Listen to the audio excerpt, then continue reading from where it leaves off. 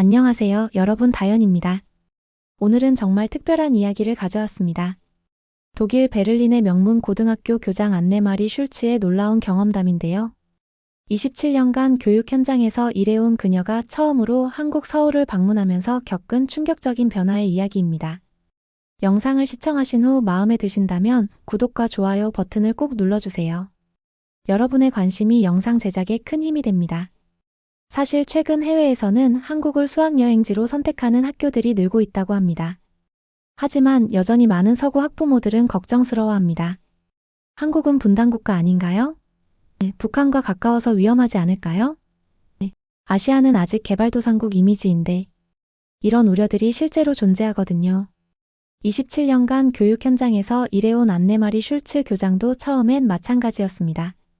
보수적이고 체계적인 독일 교육계에서 평생을 보낸 그녀가 어떻게 한국에 대한 편견을 깨고 완전히 다른 시각을 갖게 되었는지 그 생생한 현장의 목소리를 직접 들어보시죠. 지금부터 안네마리 슐츠 교장의 서울 이야기가 시작됩니다. 저는 독일 베를린의 비렐름 훔볼트 김나지움에서 교장으로 일하고 있는 안네마리 슐츠입니다. 교육 현장에서 27년을 보내며 수많은 학생들과 함께해왔죠. 저희 학교는 독일에서도 손꼽히는 명문 인문계 고등학교로 전통과 질서를 중시하는 곳입니다. 그런데 지난 3월 어느 날 학생회에서 정말 뜻밖의 제안이 들어왔습니다. 교장 선생님, 이번 수학여행지로 서울은 어떨까요? 루카 밀러가 학생회 대표로 제안했을 때 솔직히 말해 당황스러웠습니다. 저희 학교는 매년 프랑스 파리나 이탈리아 로마, 스위스 같은 전통적인 유럽 도시들로 수학여행을 다녀왔거든요. 갑자기 아시아, 그것도 분단국가인 한국이라니. 루카, 그건 좀 무리가 아닐까? 서울은 너무 멀고 안전 문제도 있고. 하지만 루카의 눈빛은 진지했습니다. 선생님, 요즘 저희 또래들 사이에서 한국 문화가 정말 인기예요. K-팝 드라마만이 아니라 기술력도 대단하다고 하던데요. 직접 보고 배우고 싶어요. 실제로 최근 유럽에서는 한국 수학여행이 하나의 트렌드가 되고 있었습니다. 프랑스의 한 명문 고등학교에서는 이미 작년에 서울 수학여행을 다녀왔고 영국의 이튼 컬리지에서도 한국행을 검토 중이라는 소식이 들려왔거든요. 학생들의 열정적인 목소리가 계속 이어졌습니다. 하지만 제 머릿속엔 걱정만 가득했습니다. 분단국가, 북한과의 긴장 상태, 아직 개발도상국 이미지가 강한 아시아. 정말 학생들을 안전하게 보낼 수 있을까 싶었거든요. 다음 주 학부모회의는 그야말로 난리가 났습니다. 교장 선생님, 서울이라니요? 그곳은 분단국가잖아요. 마르틴 바우어 씨가 목소리를 높였습니다. 그는 베를린 장벽이 무너진 후에도 동독과 서독의 갈등을 직접 목격한 세대였거든요. 북한 미사일이 언제 날아올지 모르는데 아이들을 그런 위험한 곳에 보낼 수는 없어요. 뉴스에서 보니 한 달에 한 번씩은 미사일 실험을 한다던데요. 다른 학부모들도 동조했습니다.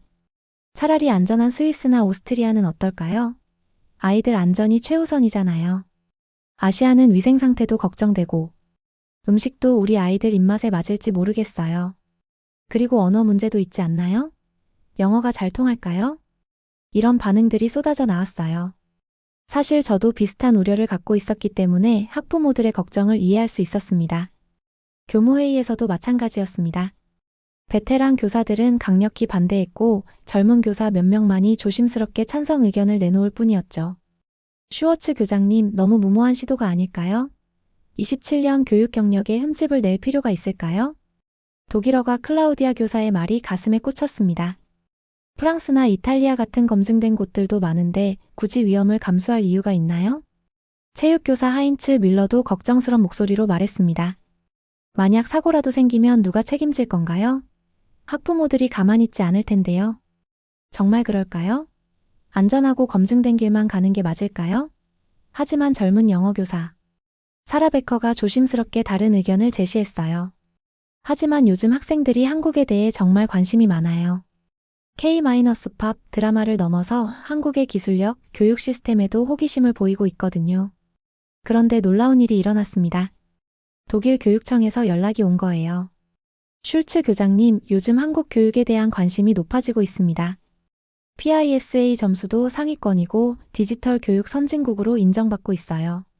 특히 코로나19 대응에서 보여준 온라인 교육 시스템은 전 세계가 주목하고 있거든요. 교육청 담당자의 말이 계속 이어졌습니다. 프랑스 교육부에서도 한국과의 교육 교류를 늘리고 있고, 핀란드에서는 아예 한국 교육 시스템을 벤치마킹하고 있어요. 이제는 한국을 배워야 할 때가 아닐까요? 교육청의 이 한마디가 제 마음을 완전히 뒤바꿔 놓았습니다. 그렇다면 정말 가볼 만한 가치가 있는 건 아닐까요? 그날 밤 인터넷으로 한국에 대해 찾아봤습니다. 놀랍게도 한국은 이미 많은 지표에서 선진국 수준이었어요. 1인당 GDP, 기술혁신 지수, 교육 수준. 제가 알고 있던 한국의 모습과는 완전히 달랐습니다. 밤새 고민한 끝에 결심했습니다. 편견과 두려움에 사로잡혀 새로운 기회를 놓칠 수는 없다고 말이죠. 다음 날 아침 전 교직원에게 공지했습니다. 올해 수학여행지는 서울로 정하겠습니다. 직접 가서 확인해보죠. 우리가 알지 못하는 진실이 있을지도 모르니까요. 인천공항에 도착한 순간부터 충격이 시작됐습니다. 현대적이고 깨끗한 공항시설은 프랑크푸르트 공항 못지않았어요. 아니, 어떤 면에서는 더 나았습니다. 와, 정말 깨끗하네요. 학생들이 첫 번째로 한 말이었어요. 바닥에 쓰레기 하나 없고 모든 시설이 반짝반짝 빛나고 있었거든요. 그런데 정말 당황스러운 일이 벌어졌어요. 수학여행 둘째 날 학생 중 한 명인 엠마 콜라드가 여권을 잃어버린 거예요.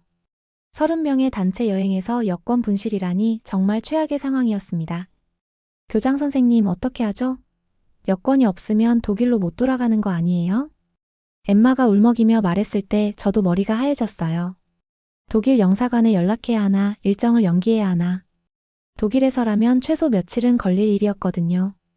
그런데 공항 직원의 반응이 너무 차분했습니다. 걱정하지 마세요. CCTV로 추적해서 찾아드릴게요. 정말 믿어지지 않았어요. 그런데 딱 7분 만에 여권이 발견됐습니다.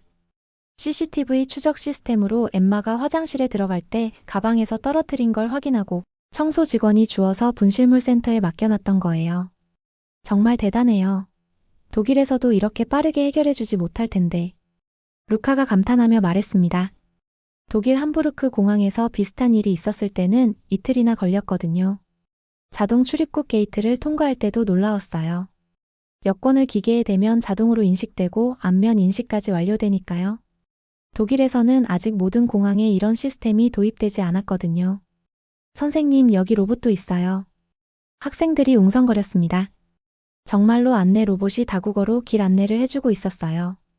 독일어도 완벽했습니다. 어서 오세요. 한국에 오신 것을 환영합니다. 도움이 필요하시면 언제든 말씀해주세요. 로봇의 독일어 발음이 너무 자연스러워서 학생들이 박수를 쳤어요. 베를린의 브란덴부르크 공항에서도 이런 수준의 로봇 서비스는 없었거든요. 그런데 진짜 충격적인 일은 따로 있었습니다. 학생 중 한 명인 플로리안 바그너가 아버지께 받은 고가 시계를 분실했던 거예요. 2만 유로가 넘는 스위스제 롤렉스 시계였죠. 교장 선생님, 제 시계가 없어졌어요. 아버지께서 성인이 되면 주겠다고 하신 건데. 플로리안이 절망적인 표정으로 말했어요. 저도 막막했습니다. 독일에서도 이런 비싼 물건을 잃어버리면 되찾기 어려운데 외국에서는 더더욱 희망이 없을 거라고 생각했거든요. 하지만 다음날 아침 호텔 프런트에서 연락이 왔어요. 손님, 시계 찾으셨어요. 지하철역 청소 직원분이 주워서 경찰서에 신고하셨대요. 24시간도 안 돼서 시계가 돌아온 거예요. 게다가 하나도 손상되지 않은 채로요. 독일에서도 상상하기 어려운 일이었습니다. 정말요? 이런 비싼 물건도 돌려주는 거예요? 플로리안이 믿을 수 없다는 표정으로 물어봤어요. 공항에서 만난 한국인 직원분이 웃으며 말했어요. 여기선 잃어버린 물건은 항상 돌아와요. 한국 사람들의 정직함을 믿으셔도 됩니다. 작년에도 독일 관광객분이 1만 달러 든 지갑을 잃어버리셨는데 하루 만에 찾아드렸거든요. 그 순간 깨달았습니다. 제가 한국에 대해 갖고 있던 편견이 얼마나 잘못되었는지를요. 분단국가라는 이유만으로 후진국이라고 생각했던 제 자신이 정말 부끄러웠어요. 선생님, 여기가 정말 우리가 생각했던 그 한국 맞아요?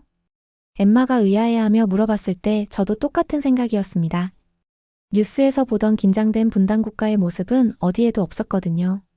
오히려 독일보다도 더 체계적이고 선진적인 시스템을 갖춘 나라였어요. 서울 지하철에 처음 발을 들여놓은 순간 정말 미래 도시에 온 것 같았습니다. 30명이나 되는 단체가 지하철을 이용한다는 게 처음엔 걱정이었어요. 독일에서도 단체로 대중교통을 이용하면 복잡하고 시간이 오래 걸리거든요. 그런데 한국의 지하철 시스템은 완전히 달랐습니다. 선생님, 종이표 같은 건 없어요? 학생들이 물었을 때 가이드 김민수 씨가 웃으며 대답했어요. 요즘엔 다 QR코드로 해요. 휴대폰 하나면 모든 게 해결돼요. 정말 신기했어요. QR코드 하나로 30명이 동시에 개찰구를 통과하는데 전혀 문제가 없었어요. 게다가 실시간으로 지하철 위치와 도착 시간까지 정확히 알 수 있었죠. 와, 2호선 열차가 3분 후에 도착한다고 나와요. 엠마가 신나서 소리쳤어요. 그리고 여기 보세요. 각 차량별 혼잡도까지 표시돼 있어요. 독일 뮌헨이나 베를린 지하철에서는 상상도 못할 일이었습니다. 언제 올지 모르는 전철을 기다리며 불안해하던 기억이 생생한데 여기서는 모든 게 투명하고 정확했어요. 지하철에 탄 후에도 놀라움의 연속이었습니다. 내부가 너무 깨끗하고 현대적이었어요. 좌석 배치도 효율적이고 무엇보다 소음이 거의 없었어요. 선생님, 여기 와이파이도 잡혀요. 플로리안이 휴대폰을 흔들며 말했습니다. 지하에서도 인터넷이 이렇게 빨라요? 독일에서는 지하철에서 인터넷 연결이 불안정한 경우가 많은데 서울 지하철은 지상과 똑같이 빠른 속도를 제공했어요. 가장 인상 깊었던 건 환승 시스템이었습니다. 독일어 교사인 클라우디아 선생님이 감탄했어요. 이렇게 복잡한 지하철망인데 환승이 이렇게 쉬울 수가 있나요? 정말 그랬어요. 표지판이 명확하고 길찾기 앱과 연동돼서 헷갈릴 여지가 전혀 없었어요. 30명의 독일 학생들이 한 명도 길을 잃지 않고 목적지에 도착했거든요. 우리나라 뮌헨 지하철도 이런 시스템을 도입해야 해요. 학생의 부회장인 레나 슈미트가 진지하게 말했어요. 정말 그래요. 5분 만에 30명이 이렇게 효율적으로 움직일 수 있는 나라가 또 어디 있을까요? 지하철에서 만난 한국 시민들의 질서의식도 놀라웠습니다. 러시아어 시간대인데도 밀거나 떠들지 않고 오히려 외국인인 저희를 배려해 주려고 했어요. 한 할머니는 독일어로 안녕하세요 라고 인사까지 건네셨어요. 어머나, 독일에서 오셨구나. 우리나라 어때요? 그분의 따뜻한 미소를 보며 한국에 대한 제 생각이 또 한 번 바뀌었습니다. 기술적으로 앞선 것뿐만 아니라 사람들의 마음도 따뜻한 나라구나 싶었어요. KTX에서 지하철로 연결되는 교통 시스템의 완성도는 정말 세계 최고 수준이었습니다. 독일도 교통 강국이라고 자부하지만 이런 완벽한 디지털 연계는 아직 꿈도 못 꾸고 있어요. 7월의 서울 날씨는 정말 살인적이었습니다. 37도를 넘나드는 폭염의 습도까지 높으니까 독일에서 온 저희에겐 그야말로 시련이었어요. 학생들도 선생님 너무 더워요 하며 지쳐갔습니다. 그런데 가이드 김민수 씨가 말했어요. 조금만 더 걸어보세요. 서울의 특별한 장소를 보여드릴게요. 청계천에 도착한 순간 정말 믿을 수 없었습니다. 도심 한복판에 이런 시원한 물길이 있다니요. 와, 진짜 시원해요. 학생들이 환호성을 질렀어요. 아스팔트 위에서는 견딜 수 없던 더위가 물가에서는 훨씬 괜찮아졌거든요. 선생님, 여기 안개도 나와요. 루카가 신기해하며 안개 분사 시설을 가리켰어요. 정말 세심한 배려였습니다. 폭염 속에서도 시민들이 편안하게 쉴 수 있도록 만들어 놓은 거죠. 벤치에 앉아 숨을 돌리며 김민수 씨에게 물어봤습니다. 이 하천이 원래부터 여기 있었던 건가요? 아니에요. 사실 이 자리는 1970년대에 복개돼서 도로였어요. 40년 넘게 콘크리트 아래 묻혀 있다가 2005년에 다시 복원한 거예요. 정말 놀라웠습니다. 이미 개발된 도심을 다시 뜯어내서 하천을 복원한다는 건 엄청난 결단과 비용이 필요한 일이거든요. 환경교육 담당인 슈테판 바이스 교사가 감탄했어요. 이건 정말 대단한 도시 재생 프로젝트네요. 베를린에서도 시도하고 있지만 이 정도 규모는 상상도 못했어요. 맞아요. 여긴 도심 속 기적이에요. 학생들은 발을 물에 담그며 즐거워했습니다. 폭염 속에서 이런 휴식 공간이 얼마나 소중한지 몸으로 느끼고 있었어요. 선생님, 이런 발상이 정말 대단하지 않아요? 경제성만 따지면 도로가 더 유리할 텐데 시민들의 삶의 질을 위해 이런 결정을 한 거잖아요. 루카의 말에 고개를 끄덕였어요. 정말 그랬어요. 단순히 경제적 논리가 아니라 사람들의 행복을 우선시한 정책이었던 거죠. 청계천을 따라 걸으며 만난 시민들의 모습도 인상적이었습니다. 더위를 피해 나온 가족들, 운동하는 시민들, 책을 읽는 젊은이들. 모두가 자연스럽게 이 공간을 즐기고 있었어요. 이런 도시 재생은 유럽에도 꼭 필요해요. 학생의 부회장 레나가 진지하게 말했어요. 환경과 개발을 동시에 고려한 정말 혁신적인 사례 같아요. 1시간 정도 청계천에서 쉬고 나니 학생들의 얼굴에도 활기가 돌아왔습니다. 폭염으로 지쳤던 모두가 다시 에너지를 되찾은 거예요. 한국 사람들은 정말 똑똑한 것 같아요. 이런 아이디어를 어떻게 생각해낸 거죠? 엠마의 질문에 저도 궁금해졌어요. 분단국가, 개발도상국이라는 편견을 갖고 왔는데 실제로는 선진국보다도 앞선 사고를 하고 있었던 거예요. 청계천에서의 여유로운 시간이 끝나고 다음 일정지로 이동하던 중이었습니다. 37도를 넘나드는 폭염이 계속되는 가운데 갑자기 클라라 하우프트가 비틀거렸어요. 선생님, 어지러워요. 클라라의 얼굴이 창백해지더니 그대로 쓰러졌습니다. 명백한 열사병 증세였어요. 해외 수학여행에서 학생이 쓰러지다니 교장으로서 가장 두려워했던 상황이 벌어진 거죠. 클라라, 괜찮아? 학생들이 당황하며 모여들었고 저도 머리가 하얘졌어요. 낯선 나라에서 응급 상황이 발생하면 어떻게 해야 할지 막막했거든요. 그런데 주변 상황이 정말 신기했어요. 클라라가 쓰러지자마자 근처 상점에서 사람들이 우르르 나왔어요. 아이고, 외국 학생이 쓰러졌네. 한 아주머니가 부채를 가져와 부채질을 해주기 시작했어요. 다른 분은 얼음물을 가져오고 또 어떤 분은 그늘진 곳으로 클라라를 옮겨주려고 했어요. 119 신고했어요. 누군가 크게 소리쳤어요. 저도 당황해서 독일 영사관에 연락해야 하나 생각하고 있었는데 한국 분들이 이미 응급 조치를 취하고 계신 거예요. 정말 놀라웠던 건 119 시스템의 대응 속도였습니다. 신고한 지 1분도 안 돼서 구급대원과 전화 연결이 됐고 응급처치 방법을 실시간으로 안내받을 수 있었어요. 지금 의식은 있나요? 호흡은 정상인가요? 전화 너머의 구급대원이 차근차근 물어봤어요. 독일어를 할 수 있는 분까지 연결해줘서 정확한 상황 전달이 가능했습니다. 5분 만에 구급차가 도착했어요. 독일에서도 응급상황 대응이 빠른 편이라고 생각했는데 한국의 대응 속도는 정말 경이로웠습니다. 걱정하지 마세요. 곧 나아질 거예요. 구급대원이 유창한 영어로 클라라를 안심시키며 전문적인 응급처치를 시행했어요. 체온을 낮추고 수액을 공급하는 과정이 너무 신속하고 체계적이었습니다. 더 놀라운 건 병원과의 실시간 연결 시스템이었어요. 지금 세브란스 병원 응급실과 연결됐습니다. 환자 정보와 현재 상태가 실시간으로 전송되고 있어요. 구급차 안에서 이미 병원 의료진과 상황을 공유하고 있었던 거예요. 독일에서도 이런 시스템을 갖춘 곳은 많지 않아요. 병원에 도착했을 때도 마찬가지였습니다. 이미 클라라의 상태에 대한 정보를 파악하고 있던 의료진이 바로 치료에 들어갔어요. 다행히 심각한 상태는 아니에요. 충분히 휴식을 취하고 수분을 보충하면 금방 나아질 거예요. 의사가 독일어로 설명해 주었을 때 정말 안도했어요. 게다가 치료비 걱정까지 덜어줬습니다. 관광객 응급치료 지원 프로그램이 있어요. 큰 부담 없이 치료받으실 수 있어요. 이런 세심한 배려까지 있다니 정말 감동이었습니다. 가장 감명받은 건 모르는 외국인을 위해 달려와 도와준 시민들의 마음이었어요. 언어도 통하지 않는데 자기 일처럼 걱정해주고 도와주던 모습을 보며 한국의 진짜 힘은 기술이 아니라 사람들의 따뜻한 마음에 있다는 걸 깨달았습니다. 클라라가 완전히 회복된 후 저희는 서울과학고등학교를 방문했습니다.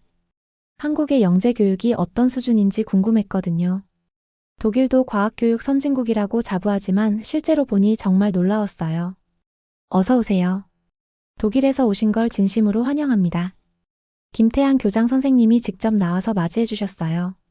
그리고 저희를 AI 연구실로 안내했습니다. 와, 이게 고등학교 연구실이에요? 학생들이 탄성을 질렀어요. 대학 수준의 장비들이 즐비했거든요. 그런데 더 놀라운 건 17세 한국 학생이 직접 개발한 프로그램이었습니다. 이건 시각장애인 분들을 위한 음성인식 프로그램이에요. 박민수 학생이 시연해 보였는데 정말 완성도가 높았어요. 텍스트를 음성으로 변환할 뿐만 아니라 이미지의 내용까지 음성으로 설명해주는 기능이 있었어요. 이 프로그램을 언제부터 개발하셨나요? 제가 물어보니까 민수 학생이 수줍게 대답했어요.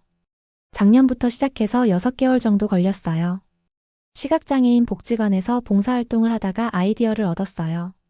17세 학생이 사회 문제를 해결하기 위해 기술을 개발한다니 정말 감동이었습니다. 독일 학생들도 눈을 반짝이며 관심을 보였어요. VR 실험실은 더욱 인상적이었습니다.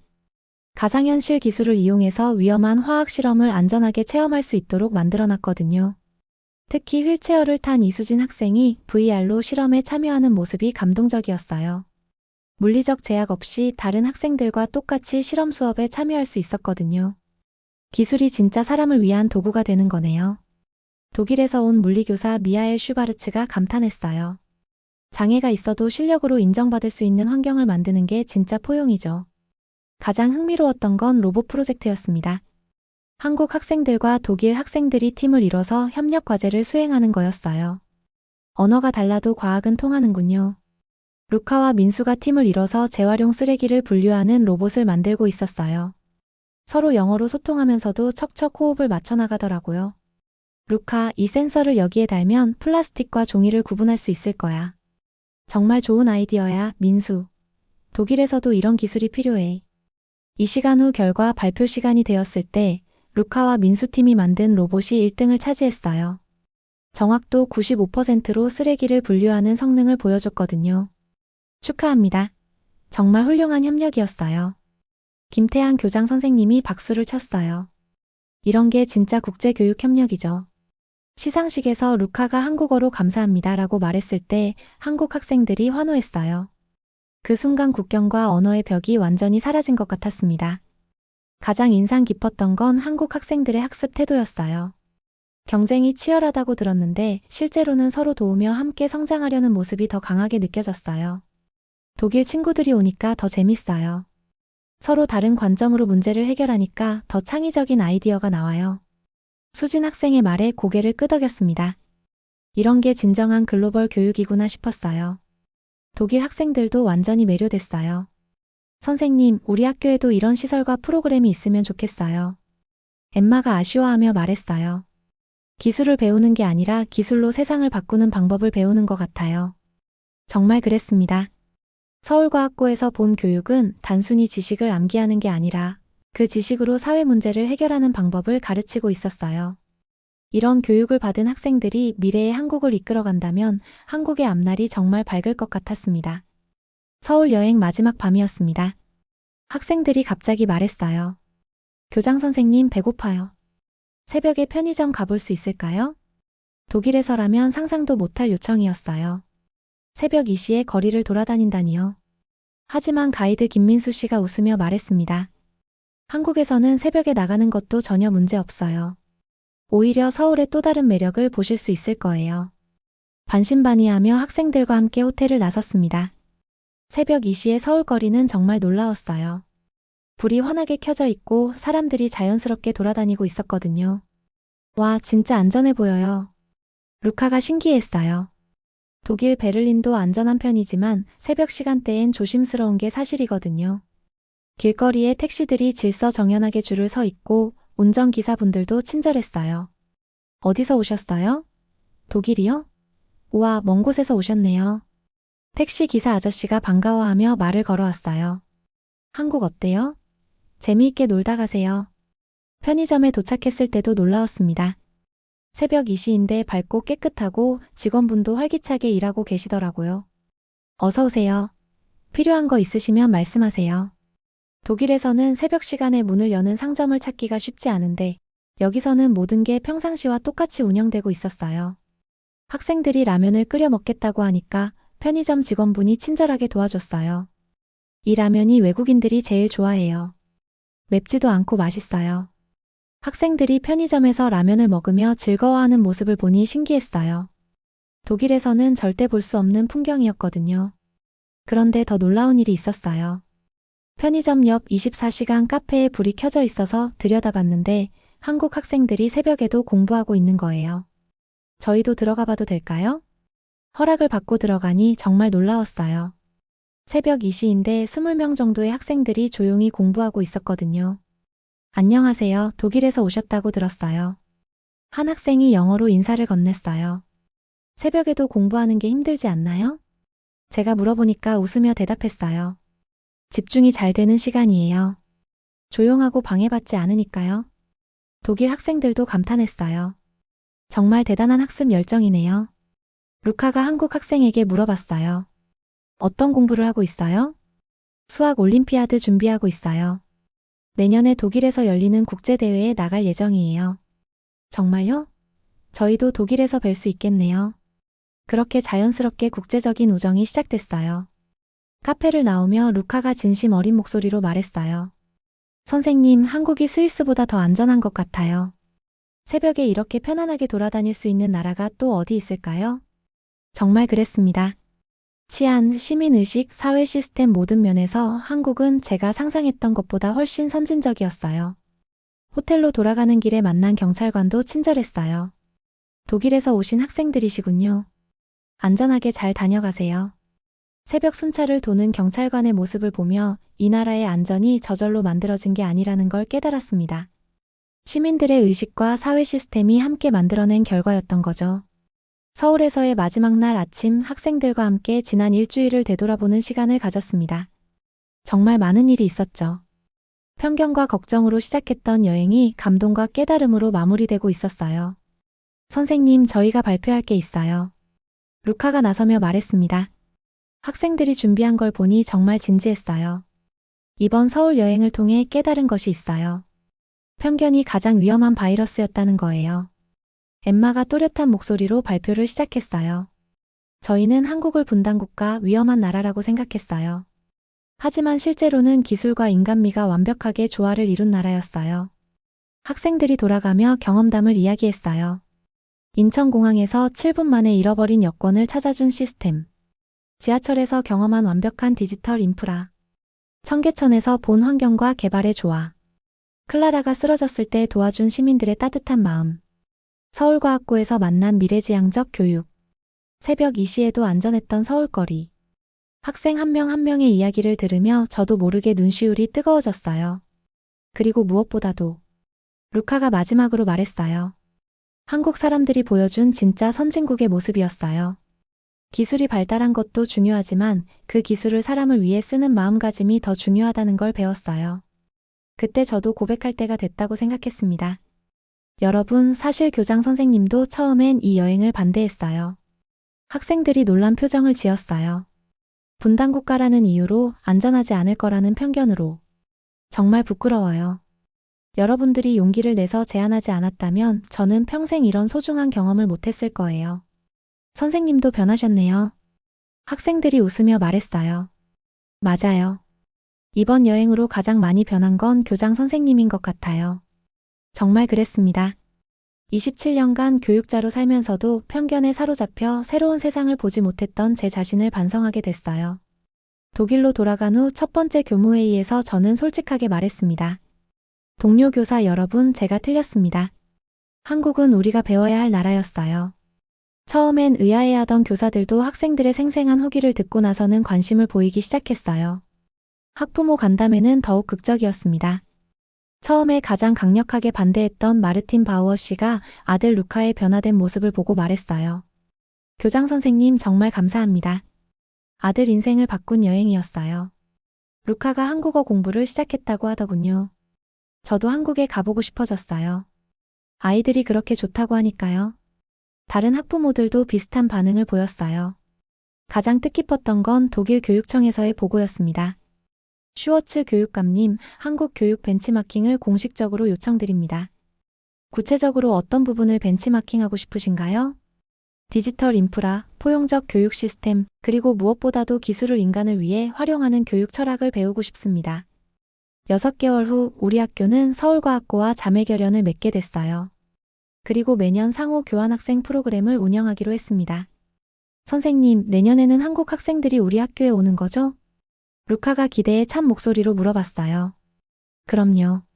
그리고 더 많은 독일 학생들이 한국의 진짜 모습을 볼 수 있을 거예요. 안네마리 슐츠 교장의 이야기를 들으며 정말 많은 생각이 들었습니다. 편견이라는 색안경을 벗고 보았을 때 비로소 보이는 진실이 있다는 것. 그리고 진짜 선진국은 기술이 아니라 그것을 사용하는 사람들의 마음에서 나온다는 것을요. 독일의 명문 교육자도 인정한 한국의 모습, 여러분은 어떻게 보셨나요? 우리가 당연하게 여기고 있는 것들이 실제로는 세계적으로도 인정받을 만한 소중한 자산일 수도 있다는 생각이 듭니다. 무엇보다 안네마리 교장처럼 용기 있게 편견을 인정하고 새로운 시각으로 세상을 바라볼 수 있는 마음가짐이 우리 모두에게 필요한 것 같습니다. 서로 다른 문화를 이해하고 받아들이는 것, 그것이야말로 진정한 국제화의 시작이 아닐까요? 오늘의 이야기가 여러분에게도 작은 울림을 주었기를 바랍니다. 다음에도 더 좋은 이야기로 찾아뵙겠습니다. 끝으로 영상 제작에 힘이 되는 구독과 좋아요 꼭 눌러주세요. 감사합니다.